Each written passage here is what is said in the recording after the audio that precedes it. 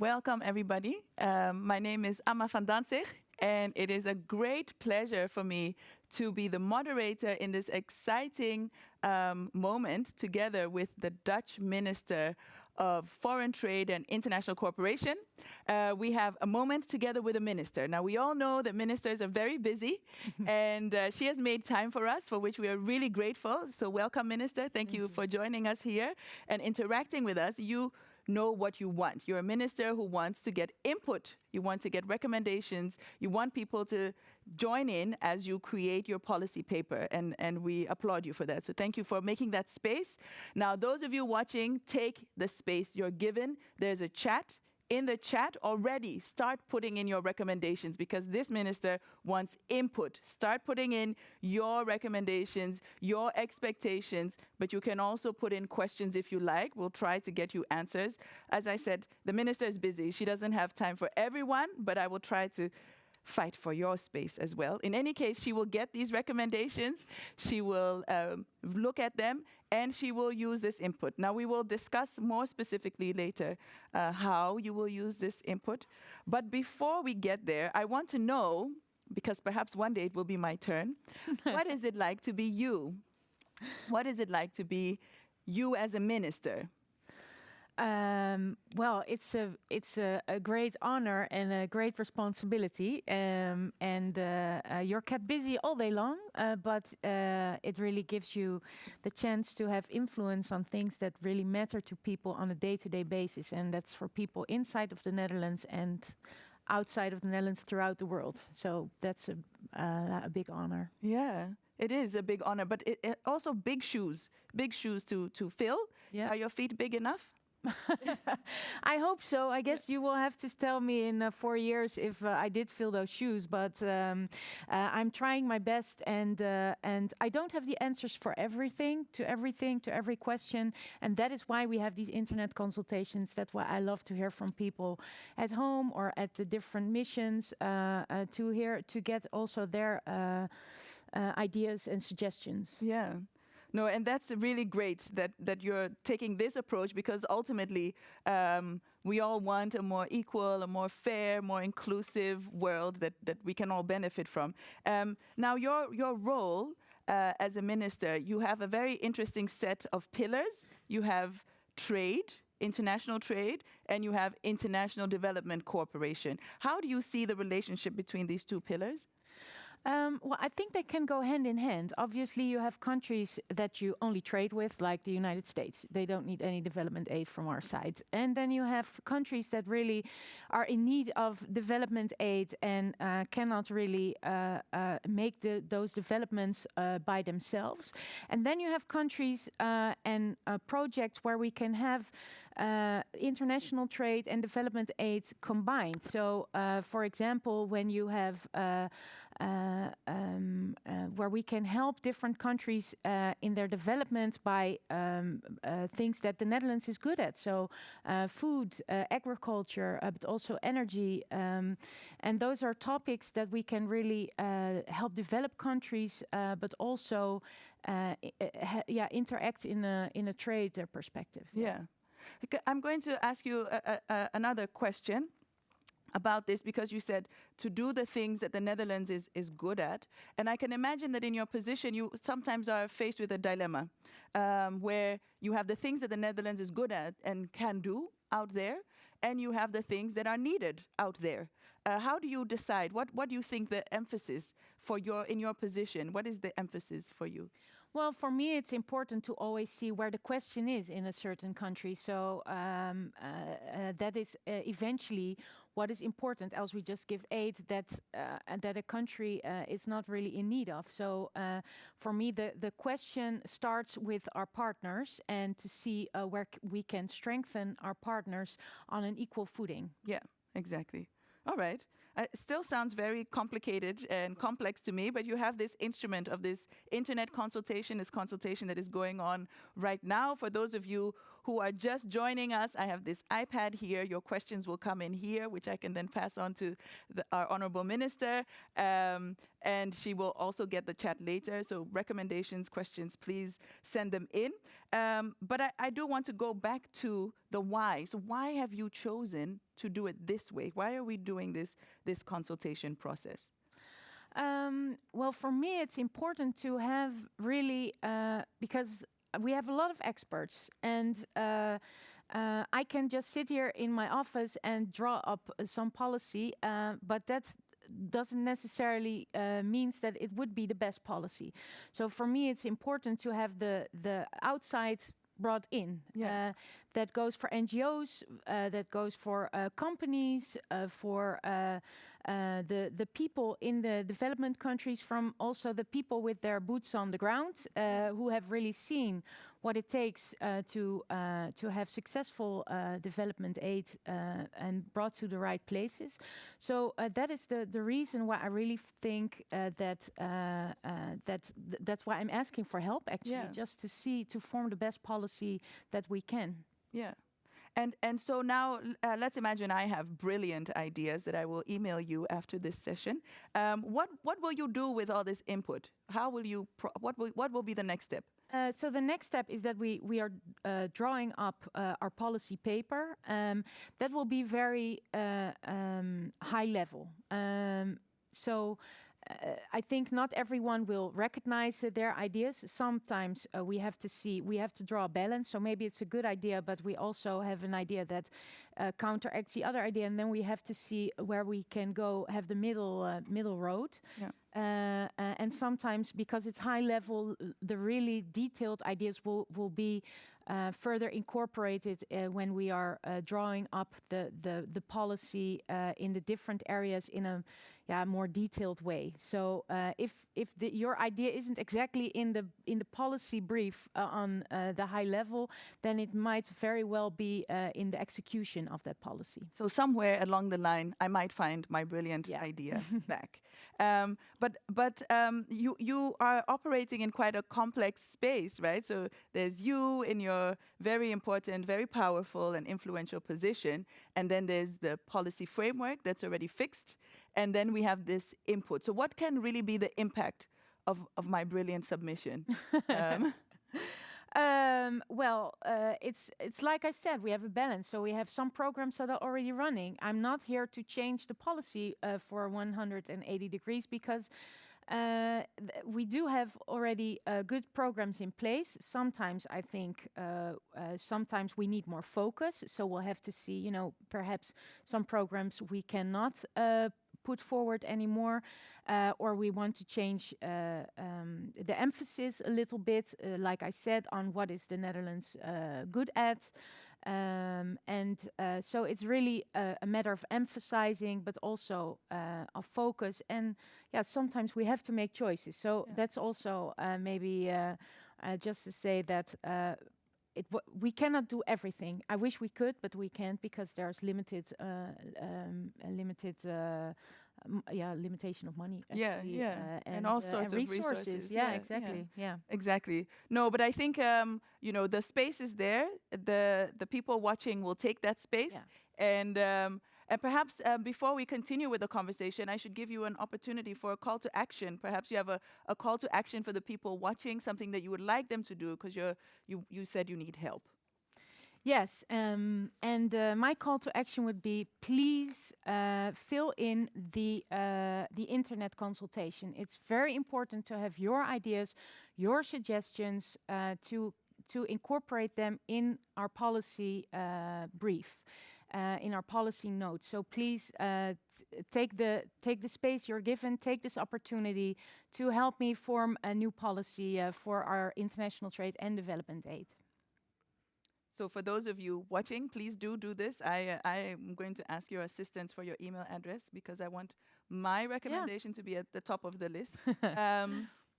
Now, again, you are doing this very interesting mix of development, cooperation, and trade. And we are living in a world with a lot of crisis at the moment. You have a very active civil society. And what I would like to know from you is, what do you think the role of civil society is in the work that needs to be done around freedom and democracy? What is the role of civil society, according to you, from your perspective, when it comes to promoting democracy and actually fighting dictatorship? I think that civil society is key in a key enabler in democracy, and we have this in the Netherlands as well. And we should also improve civil society in countries where we have, in developing countries, but I guess everywhere around the world.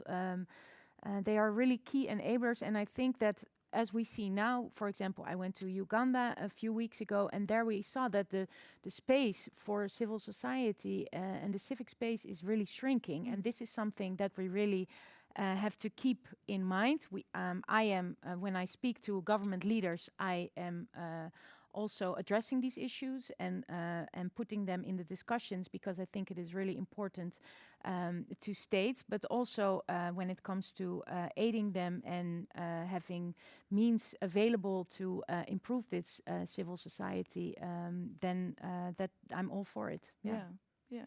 Well, that's really encouraging and good to know, because I know there are people who put in so much work and even put their lives on the line, and they really need the support of the Netherlands to continue to do this essential work. So it's good to hear that you're committed to supporting civil society and the space for civic engagement. Now, going back to what we are here to do, we want policy recommendations and you want input. There are video messages from around the world. So I think we'll see the videos now, and then we can reflect on those.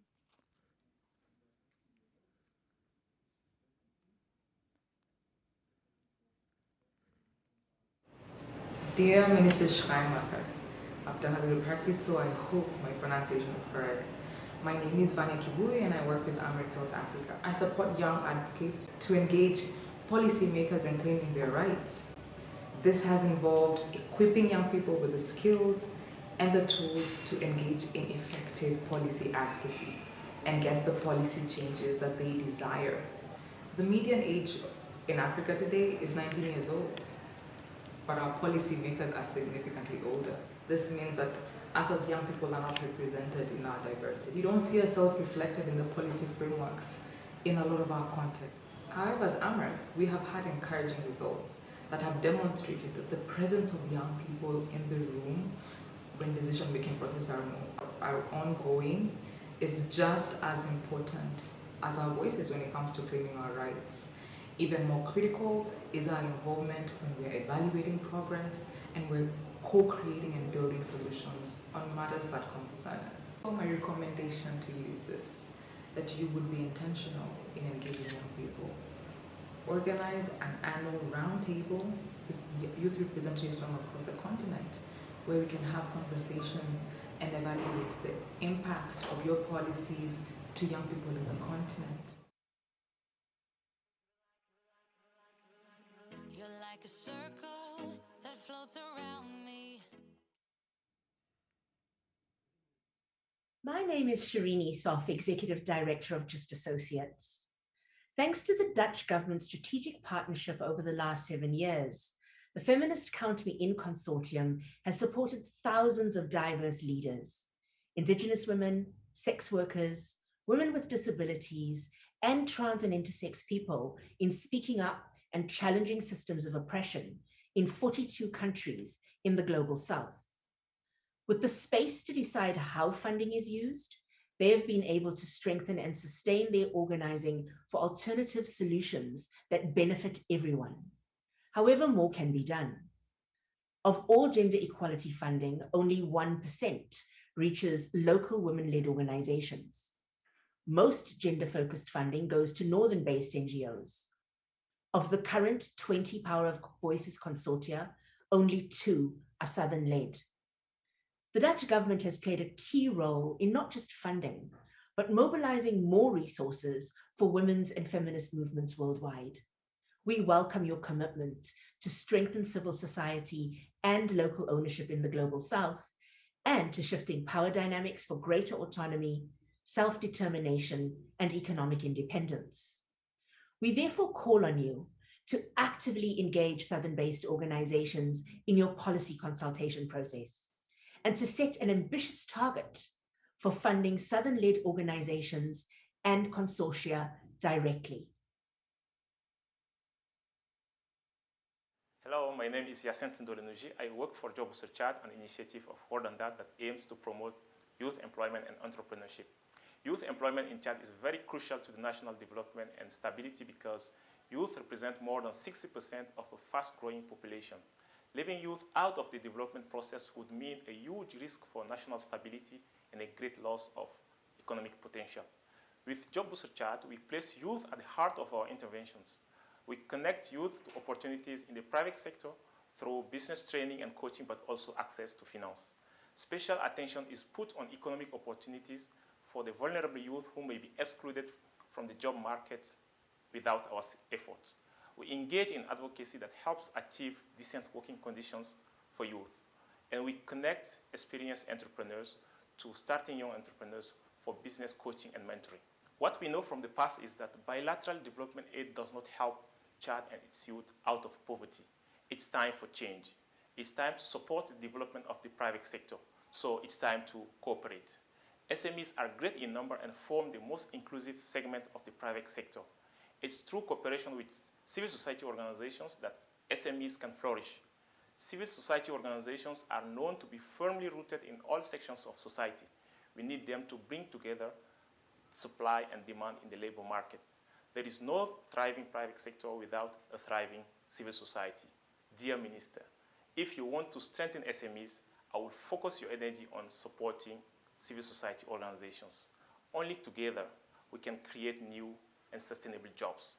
It's time for change. It's time to cooperate. Thank you.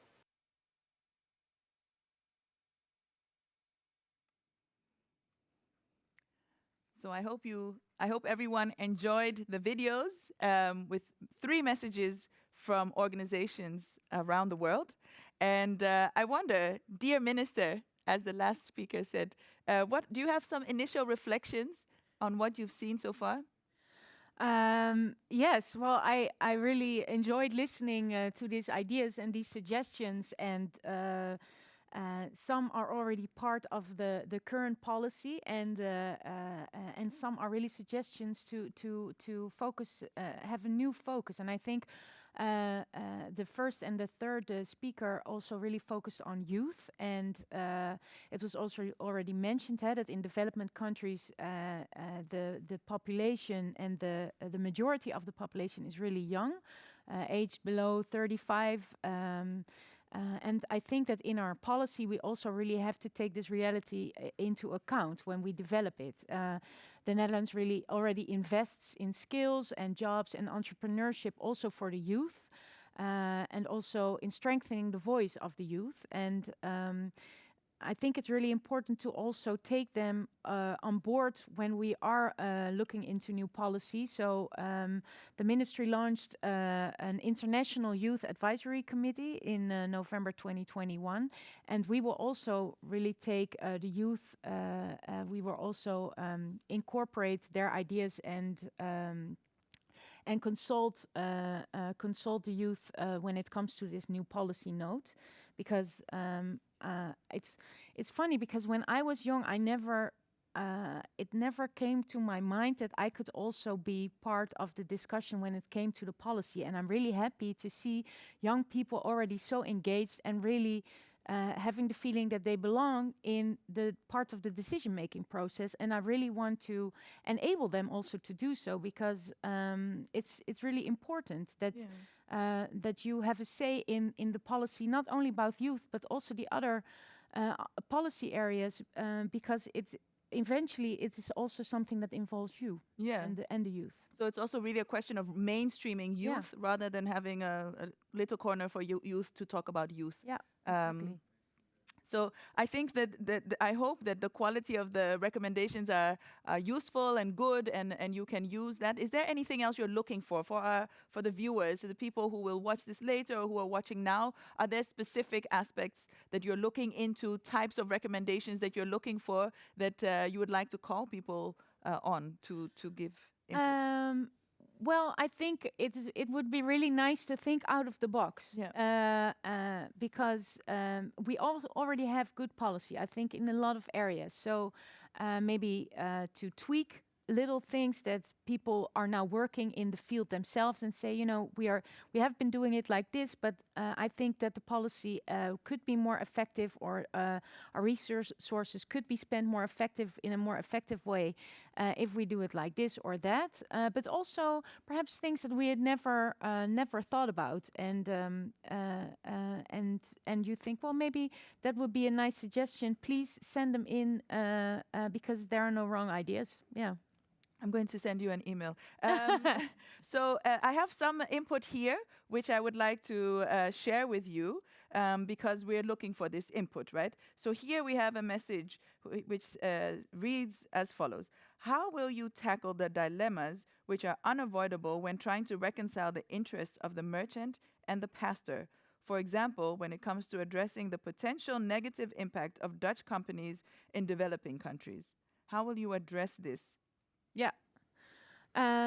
Well, I think that, thank you for this question. It's a good question. And there's not really always an easy answer, to be honest, because we have these dilemmas, not only in this policy area, but in many different policy areas, because there's usually not a solution that's 100% right and one that's 100% not right. It's always a gray area. So, I find it important to really have this dilemma and speak with different stakeholders about the dilemmas. But when it comes to this concrete example, then the potential negative impact, I think we are now also looking into more corporate social responsibility. So this is something, it doesn't have to be an either or. We can have companies be successful in elsewhere in the world and still have them in a sustainable way, do business in a sustainable way, having people make a living wage. So I think in this particular situation, it doesn't have to be an either or, but I do want to be frank in the policy decisions that I will make, and you will also see that back in the policy note, that I want to sketch those dilemmas and show them, okay, we had this was the dilemma. These were the options. Eventually, I thought this option would be the best, so we're taking that option. Yeah. So I guess I feel like I could talk to you endlessly about this because these dilemmas and these gray areas are quite difficult to navigate, all these different interests to manage. And I would want to know which interest you would draw forward when, really shoved against the wall. What would you choose? Because it's quite complex, but maybe we can try one, right? So you were recently in Oman, and Oman is close to Qatar, where there will be the World Cup.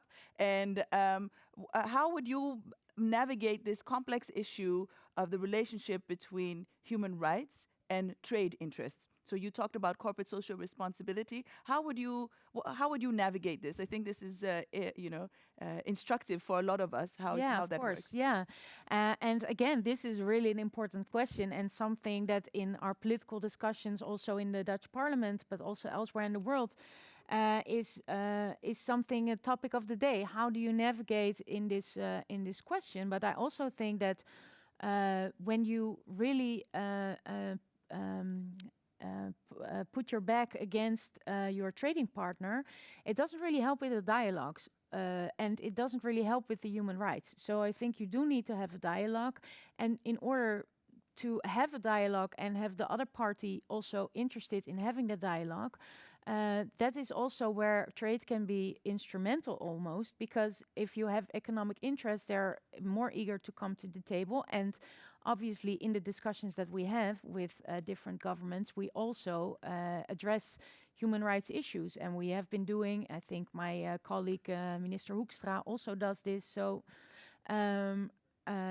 again, I don't think this has to be an either or. I think that they can go hand in hand, and sometimes the one can be instrumental to the other. But you're also saying that you could kind of use trade interests as an instrument to remain in dialogue when there are, for example, these rather difficult situations with human rights abuses. If you turn your back to your trading partner and just say we don't do business here anymore, we don't do anything, then there's no dialogue for human rights either. Yeah.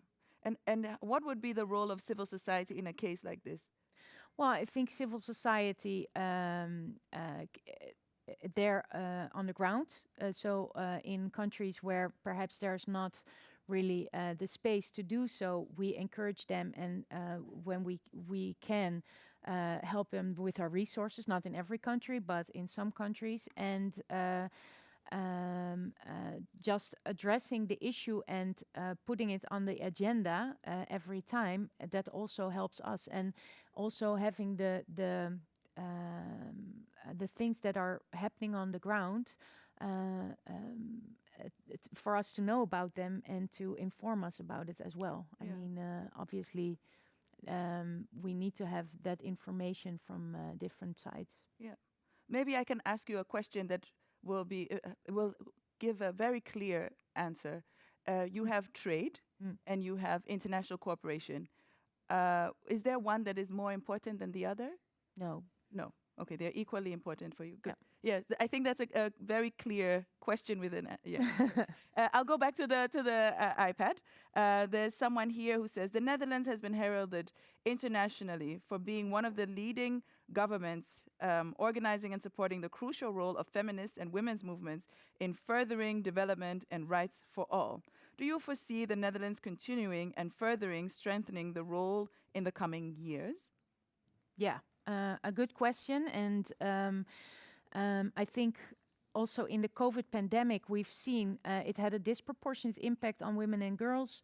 I saw it with my own eyes in Uganda, where I was, where more teenage pregnancies were happening, and that didn't allow girls to go to school and make them more dependent on their husbands if they had any. And so I think that definitely women and girls should be supported, and the Netherlands has been a front runner on this, and of course we will stay that way. And we are a donor with guts, so also the parts of, for example, when it comes to SRH are also very important, and this is something that the Netherlands is really, I guess, famous for. So we will definitely, obviously, keep doing that. Yeah. So the commitment remains. Yeah, the commitment to be remains. Progressive and be a front runner. I have another comment here. We'll discover. Unfortunately, my connection seems to be failing me. I'm very sorry that your connection is failing you, but I'll get you an answer. I work for a human rights law organization in Zimbabwe, and wanted to highlight that civil society organizations in Africa are facing issues of closing civic space, which you mentioned. The Zimbabwean state is using the justification of the FATF counter-terrorism recommendations to introduce highly restrictive laws that will limit freedom of association. Are you aware of this? Well, the Zimbabwe case, I'm not. I don't have now in front of me. But as I mentioned before, this is a serious topic, and something that we as the Netherlands have been heavily investing in to create civic space for civil society. Yeah, so I am familiar with this movement, and I think that if you stand still in that area means backsliding. Yeah. So we do have to keep pushing that forward, and the status quo is not an option, because that's really backsliding. What it means to be a front runner is keep running, because otherwise you'll slide back. All right, that's thank you for that. I have another question. I have quite a few comments. We have 2 minutes, so I'm going to try and cover it all. And for those of you watching, we have 2 minutes with the minister, and then the minister has to continue with her busy schedule, and we have other people who will be joining us to continue the conversation. So what will the minister do to have more partners who are leading from the south, which refers to the second video we saw? And I think that was a very important video as well. And when we have discussions with partners, we really have to see them at equal footing. And I think that is something that we are acknowledging the last couple of years, that it's not us telling them what to do, but we have to see how we can really have a partnership where we, as I said, an equal partnership. So this is something that we're also working on. Yeah, and important. And so you will invest more in having more Global South leadership in the organizations that you work with? Yeah, I think we will have to see how we can shape this, but obviously we do have an emphasis on this. Because there seems to be really a clear request to be also involved in deciding how some of the funding is used. So if there's less leadership in the Global South, then there's less decision-making power for people in the Global South of how the funding is used. I have another comment here. I think I'm going to make it because then I've covered most of it. You are right that as a minister, you cannot pay attention to all global development issues. But every minister usually has something that he or she would like to realize and would be remembered for. What issue or result would that be for you? So it's a legacy question. I understand the question, and I will have an answer for you, but you will have to read my policy paper in order to know what that answer is. Because I understand the question, but I also want to leave you hanging a little bit with a cliffhanger on what that will be. Okay, well, then I'm going to give input for the policy paper. Yeah. Then I'm going to check if my input is in the policy paper and hope that you and I are on the same line when it comes to what should be in it. I want to thank you so much for joining us. We learned a lot. I hope you learned a lot. I hope you appreciate the space there was for your questions, for your comments, for your recommendations. Please do go online, fill in the internet consultation. Please find the other arenas. Do whatever you can to get involved in this policy paper, because it's like you write it and then you can read it back, and what you said, it will be in there most likely. Yeah. Because you all have brilliant ideas. So thank you so much. Thank you for joining us.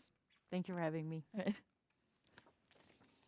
So we're going to continue. We've heard a lot about the complex set of responsibilities that our minister has, combining trade and international cooperation. And in this complexity, there's so many different interests. They're the interests of international corporations. They're the interests of civil society. She has assured us that she finds both pillars very important, equally important. She has also assured us that she's committed to both international cooperation and trade, and that these interests can coexist side by side. So to continue having this conversation, I would like to invite two very well-placed speakers to join us, and they will introduce themselves, because I often find that when someone introduces me, I either get very shy because they're really full of compliments, it happens, or they get it completely wrong. So I will let people speak for themselves, because that's ultimately what we want. We want to be in a world where people can speak for themselves, that there's space for them, and that they will be listened to. So I filled the time. Our speakers are here with us. Thank you so much for joining us. Some of you who are watching may have seen these speakers before. Definitely my speaker on the left, you've seen before the last time I was in this wonderful space. And I'm really looking forward to interacting with you. But I will start, unusual to my education, I will start on my left. So could you please introduce yourself? Thank you very much. I'm Brigitte Tazelaar. I'm the Deputy Director General for International Cooperation, and it's lovely to be back here. Yeah, it's lovely to have you here with us, Birgitta. And you, on my right? I am Krishna Gomez. I'm from the Philippines, but I currently live in the Netherlands, and I would describe myself as a civil society actor. I've always worked in NGOs, and now what I do is I work with NGOs to help them think about their impact, their innovation, and whether they're really being true to their vision of changing the world. It sounds like the minister would really love to hear your recommendations as well. Not that she doesn't like your recommendations, but you already work together. Side. Yeah. Now, I hope those of you at home are applauding. That's what you miss with these online sessions. You don't hear the applause, but we are being joined by people who know a lot and who have a lot to share. So let's start the conversation. Let's just start with, what have you heard? What have you heard in our reflections with the minister so far? Start with you. Well, I thought in terms of themes, a lot of attention for youth employment, for Southern leadership. I think that was actually the Southern leadership came out very strongly. Participation, equal partnership, those kind of themes I think were very prominent. Yeah. Yeah. And maybe because you said this, before we go on, I think we do have a video now about that was sent in. Maybe we can take on that video and then reflect together on that. Okay. That's okay with you?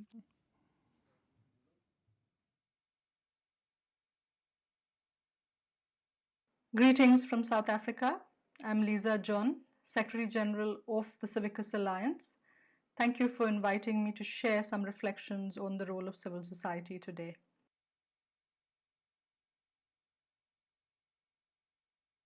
Civicus is a global alliance of civil society organizations and activists dedicated to strengthening citizen action and civil society. We believe that a worldwide community of engaged citizens has the power to confront the challenges facing humanity and create a more just, inclusive, and sustainable world.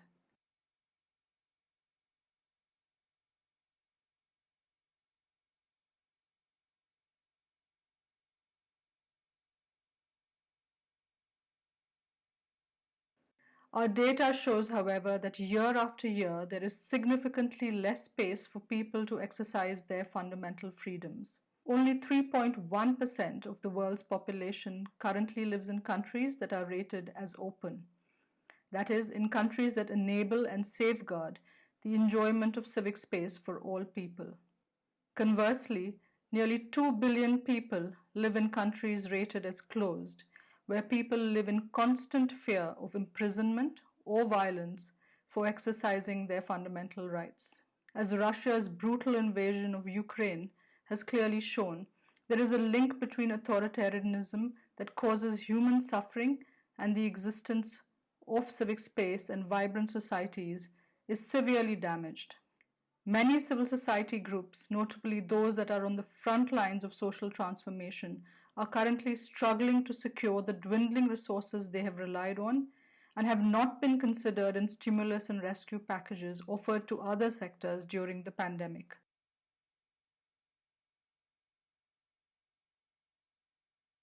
This is the time for progressive governments to step in more intentionally and support civil society through a set of long-term policies, investments, and mechanisms that are co-created and co-owned with a diverse range of civil society actors. Agencies that are committed to protecting civic and democratic freedoms must raise the bar on norms, narratives, and investments that will help stimulate larger segments of trust and support towards civil society from non-state and state actors, the private sector, and the general public. This includes ensuring that the regulatory and tax environment within countries is conducive to raising funds and receiving grants from within and abroad. It includes the promotion of incentives for public giving and solidarity to civil society, and investments that enable the support infrastructure which fosters innovation and collaboration across civil society at large. Globally, measures needed include the defense and application of international norms for human rights and fundamental freedoms, with a view to enabling civil society to grow with resilience, innovation, and long-term sustainability. Thank you. So that was a lovely video. Well, lovely is not the right word, actually. A very informative video from Civicus. And I would like to start with you, Birgitta. Like, what do you hear when you see this, and what do you think we should do? Because there are clear recommendations given here with very clear guidelines on what should be happening.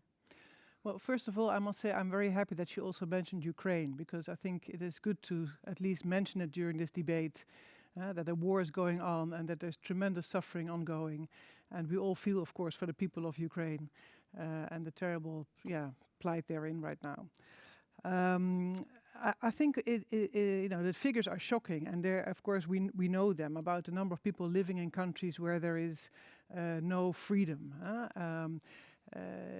We therefore have also a fund for supporting civil society organizations, as you rightfully said, Amma, before, that they sometimes put even their lives on the line. So to support them and help them do their work, because it's not for their own sake. They're doing it for others in their country, the marginalized, those without a voice, stepping up the plate and challenging the government or challenging whoever is impeding on their freedom. So we support them financially, of course, through our Human Rights Fund, but also through our Power of Voice Fund, 1.4 billion euro. We talked about it the other day. And in that, of course, it's very important that we work with southern organizations. The times that we only work with northern organizations, that's gone. There are extremely well-informed, smart people in the south. They're higher educated than I am. A lot of PhD people there, which I'm not. So it would be silly not to, of course, cooperate. And since they are at the ground and know the situation so much better, we really have to strengthen that partnership and really find ways on how we can cooperate. And they can do a better job there with our funding sometimes with funding from their own constituency. And but that partnership is also important because the whole world intermingled, and some challenges remain in the north, and that's why the northern organizations are also important. The systemic change that we need is a worldwide systemic change. It's a country systemic change. It's on every level. And that's why this partnership is so important. Yeah. No, and she states this so well about the importance of civic space and the shrinking of civic space. But that does bring me to this difficult question where we have a minister who has trade and international cooperation. So trade, which has to do with your own interests. If I were to trade with you, I would definitely not trade with you according to your interests, because the rules of the game of trade so far, and correct me if I'm wrong, that I trade with you feeling and hoping that I make something from it. And then the portfolio of international cooperation, which might be closer to the agenda of civic space, the importance of human rights defenders, the importance of the space at all. And this combination seems very complex to me. How do you really balance? And the minister says she finds both of them equally important, and I believe her. But how does this actually work? This combination of trade, Dutch interests, and the commitment to equal footing, equal power, leadership in the South with the South. Look, I think it's a false, how do you call that? Huh? Dichotomy, exactly. Because nowadays, the companies have changed tremendously. By chance, I was in Geneva at the beginning of this week, and I spoke to the World Business Council for Sustainable Development. And it's an organization that represents 200 big companies around the world, multinationals. And their thinking is entirely geared towards the systemic change, towards ecology, towards climate, towards human rights, the global public goods. They are no longer, let's say, the enemy when it comes to common interest. We share these interests. So I honestly believe that there is no contradiction here, and we actually need the companies to pursue that agenda, and we need to assist them as well with our work when it comes to development cooperation to ensure that in those countries there is a good business climate, to talk to the government about systemic change that is needed within the government, and there civil society plays a very important role again to do lobby and advocacy towards their government, hold them accountable. So I think this diamond of cooperation between NGOs, companies, governments is so much better nowadays than it used to be. There are really a lot of shared interests. Yeah. Okay, but there is work to be done. Well, there's always work to be done, Yeah. and I think it will be a long time before we're finished. But so the challenges are there because not everything is also within our sphere of influence. You can want to create a better world. We all want that, but it doesn't mean that we have it. Not tomorrow, not the year after, not next year. But there's work to be done for sure. We're on our way. Absolutely. Yeah. Yeah. And Krishna, what do you have any reflections on the video Yeah. that we saw? Everything that we have heard in the last 45 minutes or Yeah. so. Where do I start? Yeah. I'll start backwards. I'll start from the last one. What really caught my attention of everything that Lisa said about this shrinking civic space. So I started working on shrinking civic space. The portfolio I was running was actually called Shrinking Civic Space when I was in Colombia, in Bogota, in 2013. It is now 2022. And at that time, everyone was really panicking about all these foreign agent laws that prevent NGOs and civil society from receiving foreign funding, et cetera, et cetera. It's as if it was happening for the first time. So I dove in like Civicus has been doing for many years. And what my research had shown across different countries was that there was something more fundamental that is enabling this to happen, this attack and the restriction on the ability of citizens to do activism and to express their voice. And it's beyond the laws, it's beyond the policies that are against them. It's the fact that the ordinary person on the street doesn't first understand what civil society is. I always struggle having to explain to my parents and to my parents-in-law who are now babysitting my daughter at home what civil society means and why it matters to them. So if someone, a human rights defender in Uganda, is attacked tomorrow, NGOs will come to support them. Embassies will do that as well. But their neighbors and their communities, they don't see what's wrong when especially there's an overarching narrative in the society that, no, it's for security, etc., etc.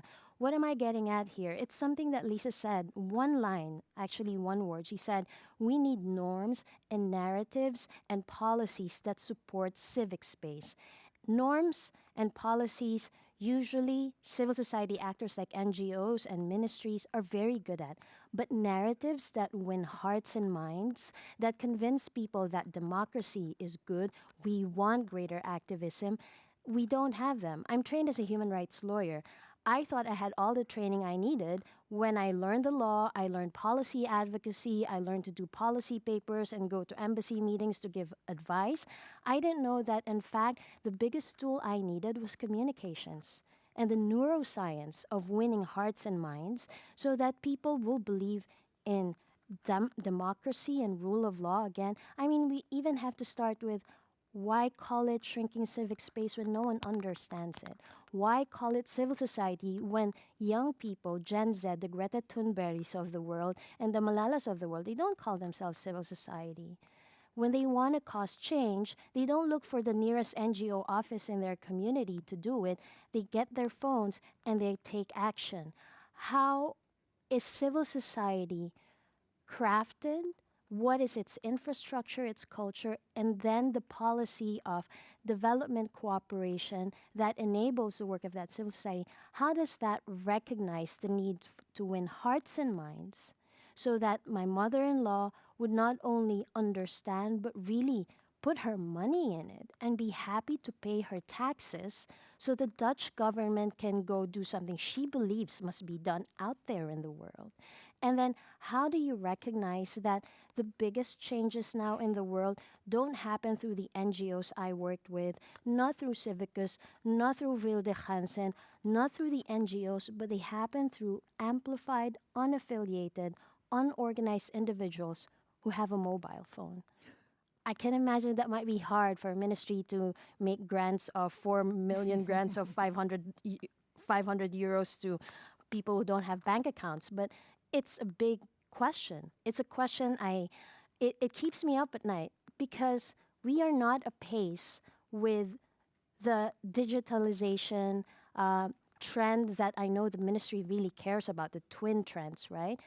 And the fact of how we are structured in development cooperation, where money goes, not only to whether it's north or south, but whether Are they to organize NGOs who have to have incorporation papers and bank accounts versus young people who don't even call themselves or consider themselves activists, but they are the ones making change at the front lines? It sounds like you're saying that actually the civic, what we would define as civic space, the actors in that space are diversifying. It's very different now. Yeah. It's very. I'm an NGO animal. I thought I was this super idealistic human rights lawyer, and I thought I want to change the world. I'm going to apply for a job for an NGO, because back in the day, that's what we knew. NGOs are the conduits for change, and they still are. A big chunk of the change in the world happens through them. But the bravest, boldest things that are done, they're not constrained by organizational bureaucracy. And the fact that you have to be organized, they happen online. They happen through people, through collective intelligence of communities, without being paid, without salary, without a program manager position. They just do it. So how do you keep a pace with that reality? And that reality will only keep multiplying.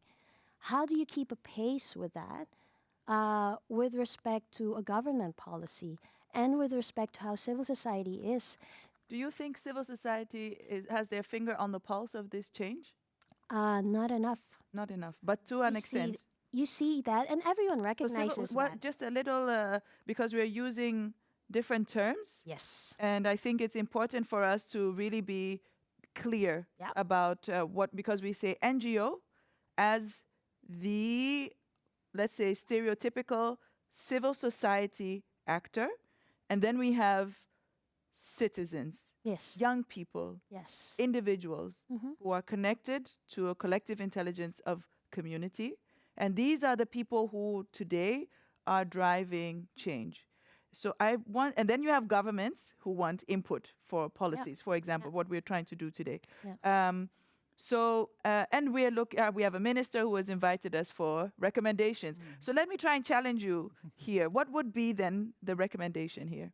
The recommendation to the minister? To the minister. This is your chance. So I was looking at the internet consultation website. First, I'm from the Philippines. This never happens.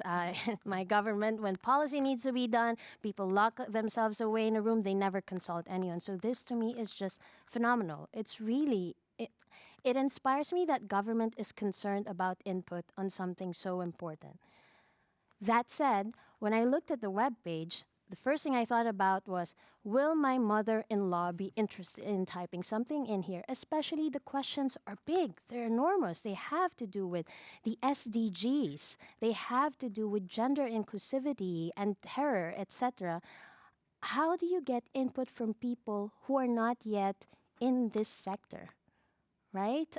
If the reality in the world is that change happens not necessarily only through this sector, and the minister wants to enable this change, how do you get inputs through an internet consultation that most likely will not get inputs from them? I don't think, even if I'm interested in it, I don't think I'll have the time to fill in a form or answer questions that to me are very big, that have to do with sustainability, etc. But I don't know if it's a matter of wording or just a complementary space where people in their own places that they inhabit, and by places I don't mean you go to people's homes, in the social media platforms that they inhabit, in the words that they understand and they find meaning in, that consultation can also happen in addition to this. Because I could imagine civil society organizations in the Netherlands and outside, they should fill out this internet consultation form. They have to. But in addition to that, how do you reach out to those who are in communications, we call them the persuadable middle, or those who are not yet convinced? They're not the ones on the other side who will never want anything to do with this, but those who care, who should care, they just don't know how, and they don't have the incentive to care. Because it's not their day-to-day job. This is why I was asking about these different subgroups and why I was asking you what you believe NGOs, or what we call civil society, their connection is to these individual citizens that are connected to the collective intelligence in community. Because you could say the design of the current process is the underlying assumption is that our civil society apparatus is connected to these individuals. And you're saying not as much, Not as at much. all. No, of course, we know, and I worked with some of these inspiring organizations and groups. Many of them are very much connected to the ground and to these unaffiliated individuals. But the extent of that is very unequal, and in many places, they're centered in urban areas. They work with it. It's like a micro. I shouldn't use that term, but it's a reflection of how society is. We talk to the people we always talk to. We are in echo chambers. So they reach individuals, but not the extent that even they would want. But are you packaging, in fact, a recommendation for civil society or for the process? Are you sort of saying civil society should, get their finger on the pulse of this change happening in society because governments are working directly with these civil society organizations, and so you are recommending something to civil society, get on the train of this digitization and collective intelligence in community? Or are you saying, government, fantastic that you have this process, redesign a process where you directly reach these types of individuals? The answer is both. Both, okay. The answer is both. One more than another? No, you know why? It's like how the minister answered your questions about this or that. We cannot, the reality is they both exist and they actually interact very closely with one another. What I've seen in my work studying civil society is that it follows the money.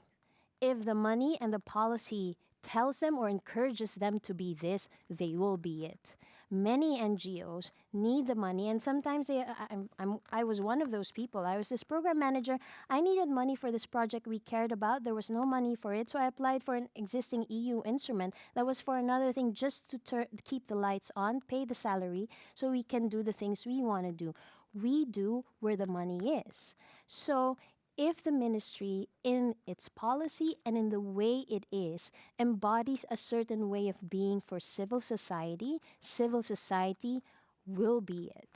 Which also means that civil society has a lot of work to do in terms of evolution and transformation, to not just accept that digitalization is happening, that young, unaffiliated people are taking the helms of change, but to even embrace that, to learn to step aside. So, will the ministry create a policy that encourages civil society to step aside and to create those spaces for true raw activism to happen? Will the ministry? Well, maybe I give you an opportunity to reflect a little bit on, I don't know how new it is, or... Well, let me first say that Krishna is a woman to my heart. Yeah. With excellent thinker. I think the way our Power of Voices program is structured is very process-led. So we accept that there is space to try things out, to fail, to learn, and to continue. Right. So within this program, there is a lot of space to interact with civil society and discuss these issues. I think, though, I mean, if I can reflect a little bit on what you said, there are different levels. I think, for example, for a policy consultation, as we are having right now, I think it is very difficult to imagine a system whereby we're going to invite, let's say, each and every idea from whoever worldwide. You need to have intermediaries, I think, somehow, because it's also at a rather abstract level, a policy. But I know of our embassy in Burundi. They have designed, exactly as you mentioned, through digitalization, because so many people nowadays, also in rural areas, have telephones, and if they do not, they receive an iPad. To express their ideas or their problems through this digital platform. And it's an excellent way to get to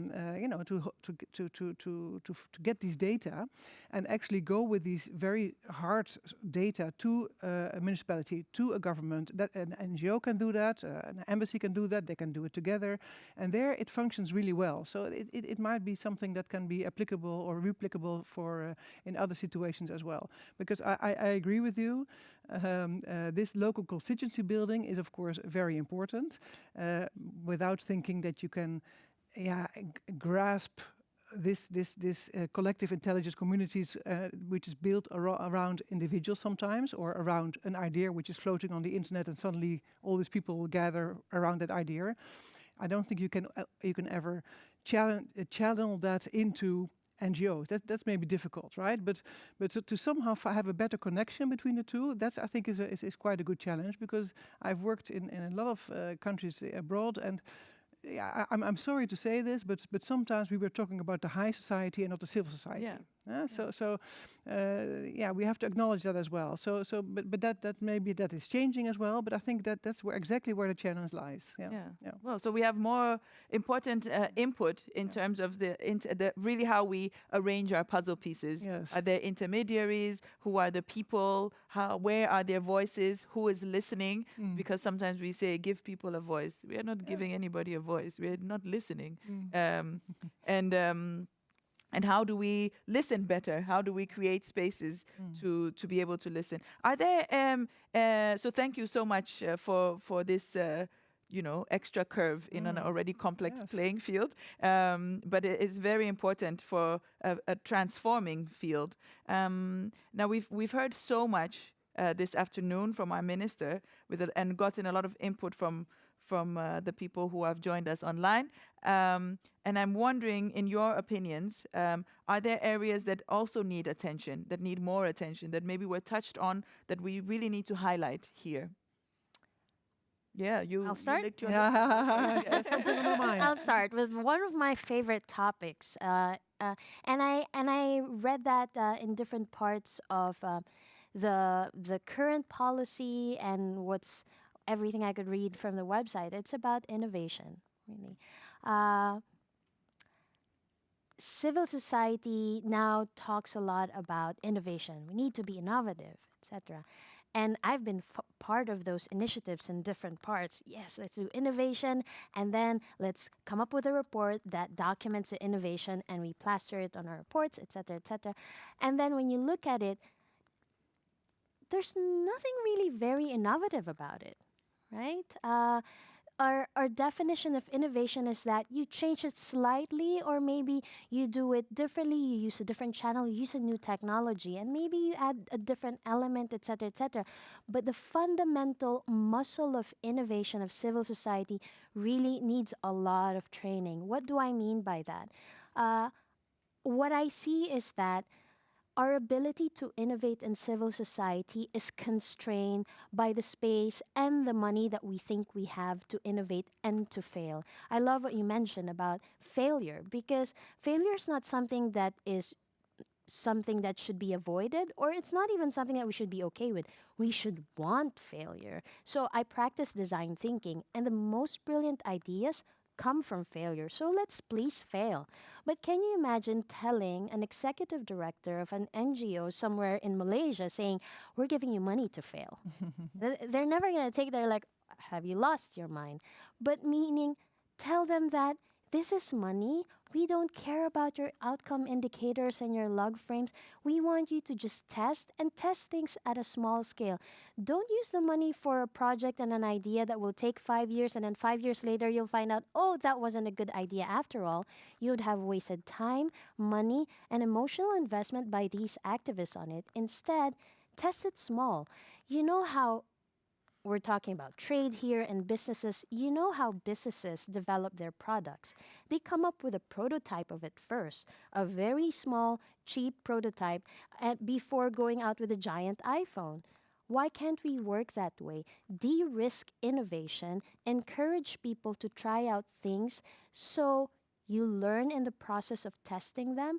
And then when you learn, you actually take the learnings along the way and evolve as you go. But you can't evolve as you go if the reporting requirements say, okay, mid-year report, you should show these outcomes. And then at the end of the year, and then at the end of the 5 years, we come up with this big report that will then be channeled to the NGOs and to the ministry that will end up in the website. The way that we do money flows and the way that we encourage civil society idea making and idea doing isn't fit for innovation purpose. I'll give you an example of something crazy that we're testing now in one of the civil society groups that I'm working with regarding winning hearts and minds with respect to the importance of civil society. So we were going to come up with a strategy for this new global network of narrative communications and change makers. Normally, what I would have done before in my usual NGO mode is to gather a few really brilliant strategists and come up with a strategy paper, ask funders for money, and then go with it.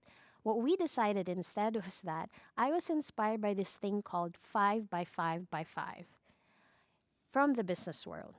What is a 5 by 5 by 5? It means you have a topic. Let's say, let's enable the Gen Z to lead on activism. So there's a theme. You form 5 teams of 5 people each. Ask them to design an experiment, a small one, that they can run for a maximum of 5 weeks that costs no more than $5,000. So you would have spent $25,000 over only 5 weeks, but the amount of learning you would have gotten from such 5 by 5 sprint is much more than reviewing, monitoring, evaluation, and learning of a 5-year project by 10 organizations in 5 countries. That is the kind of innovation that I would love to see in civil society. But when I talk to them about it, they're like, great, I don't know how I'm going to get funding for something like that. Yeah. I can't report that to my donor. No, that's what I was going to ask you, because it sounds like there's a problem in systems here. Yes, where it's systemic. How do you make such a system that you propose accountable? Because you are in a ministry, you are using public money. Yeah. You have to make account. You have to account for what you're doing. So how do you bring these two things together? Accountability and paying to fail. I paid you 25,000 to go and fail. So, Amma, I used your money in a very good way. the failure I'm talking about isn't just any failure. Yeah. It's called failing forward. It's good failure. It's not the kind of failure where you fail and you're like, I failed, I didn't learn anything. People will want to put their money in failures where they see that they brought about brilliant ideas and actual change. So encourage people to fail forward. Don't encourage them to just waste money and go away with people's taxes, but failing forward. And there's a whole process and a whole system that we can learn about that. There are muscles that we can train to learn to fail forward. Thank you so much for this, because now I feel like on my way home, I'm going to be thinking about a lot of my failures and try to tell myself a new story of how it's forward failing. But also thank you for actually unexpected turn of a crash course in innovation, how to do it and fail as a form of success. Are you going to do this workshop? Are you going to take this approach on? It sounds extremely interesting, and I must say I very much agree with Krishna. I think the costs in failure are peanuts compared to the costs of failure when you stick to a log frame that doesn't work. So that's very clear to me, and I think this process approach is extremely important. Learning by doing. But I will add one thing. I will add one thing, yes. Because the trust, I think we can easily have that trust. But what is for me is really important is evidence building. So that the evidence building also becomes visible. You know, what actually have you learned, and what you have learned, can you share that so that others will not do the same experiment and fail as well, and build upon your learnings. I think, and how How to go about that, I think, is a challenge, because there's a lot of experience worldwide with civil society, but is it shared? Is it shared in such a way that we can all benefit as civil society, but also as governments in our policy making? And there is some room for improvement there, I think, for all of us. I completely agree on this evidence and documenting and being transparent about your learnings, because your learning shouldn't serve just you as an organization. It's your obligation to share that with the rest of the civil society community. In that experiment I shared with you of the 5x5, we're building something that we call the experimenter's diary. So the experimenters, or the X teams, will be writing, like in a diary, what they're learning so that others can read that. So they become accountable. More than that, it inspires others, and their learnings as to what works, what doesn't work, benefits others. So absolutely, I agree on that point about evidence and accountability. So you get more bang for your buck on your experimentation.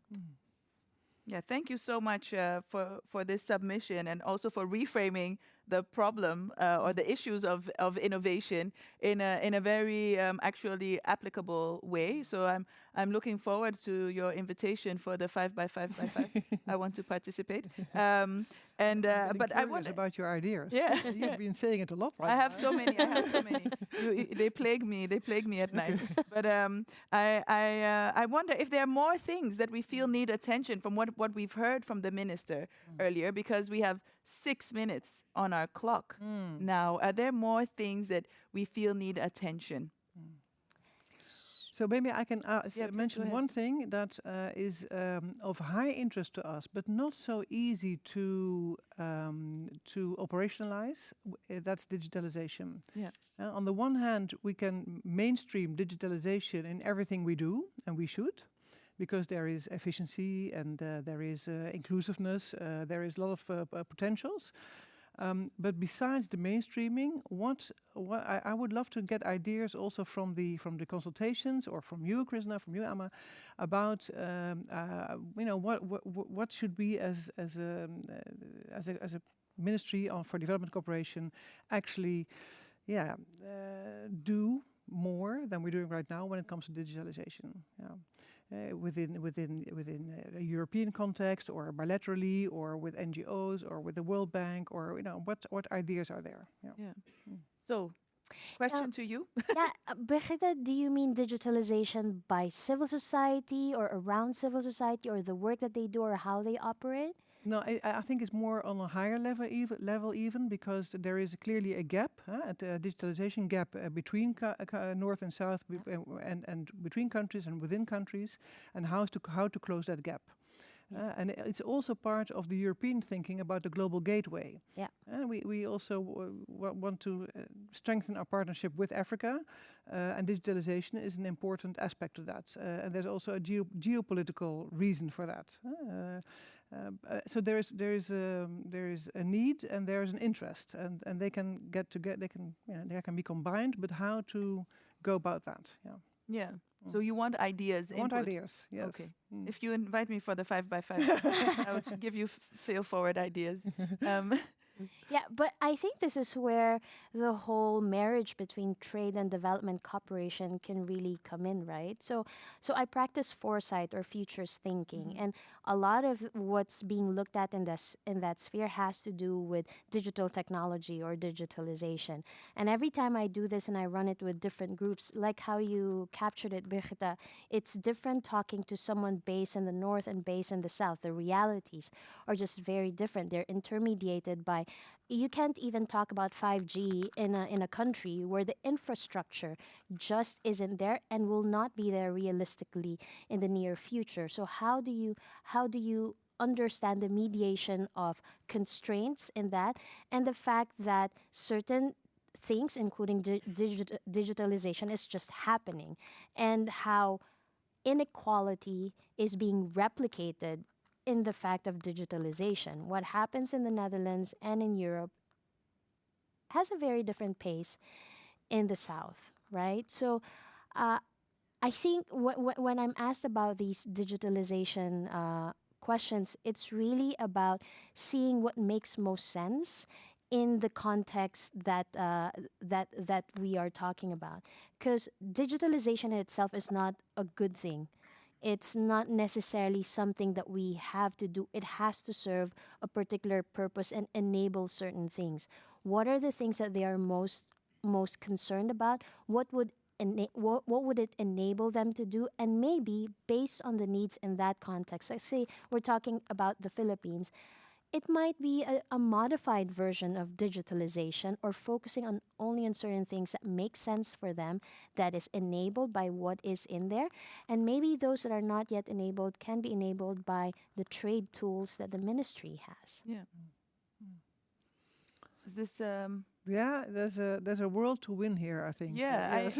I really think so. But I Yeah. think that the way you sketch it, it's such a huge Yeah. issue, and I think that I can imagine that there are in the ways that digitalization has been implemented in some cases, that it might actually lead to resistance to digitize, and that's why this gap remains. And I think it's very interesting also what you say about the replication of inequalities in digitization. There's so much written about artificial intelligence and how the poor use of AIs has actually replicated all various forms of hatred, including racism.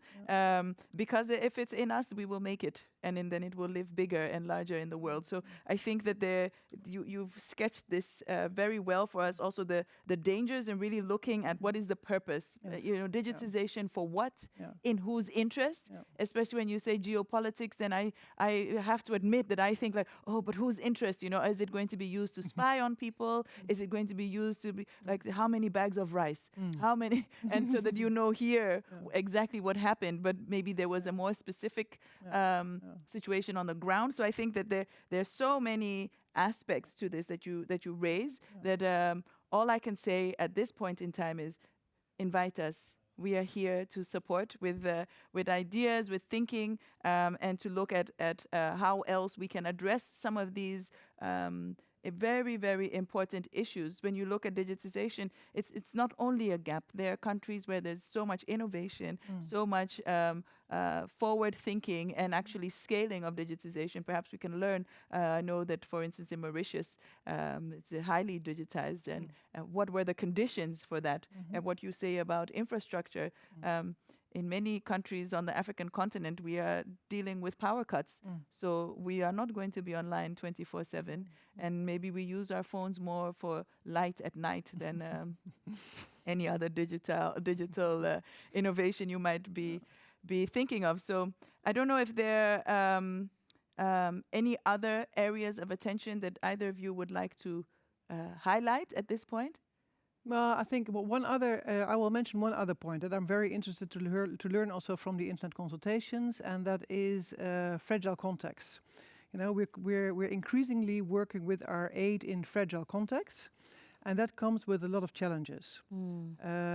In a political climate whereby there's not always that much, let's say, appreciation for failure.